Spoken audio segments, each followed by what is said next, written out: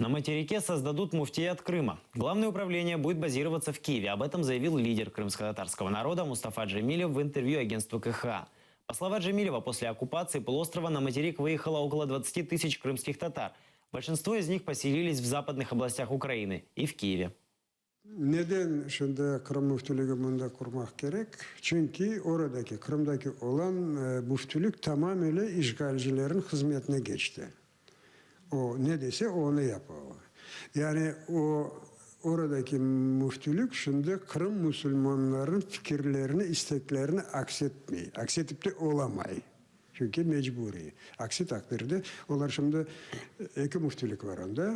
Birisi Tavriçski müftiyat diyorlar onu. Mahsus buna bir rekabet olarak yarattılar Ruslar. Onda dini imanı olmayan insanlar var. Yalnız işte siyasi bakımdan şantaj etmek için eğer de sen bize tabi olmasan bütün camileri bu Tavriçski müftiyata vereceğimiz diye böyle gibi oyunlar yapıyorlar. Ve müftümüz de çok sağlam adam olup çıkmadı. Tamamıyla onların hizmetine geçti.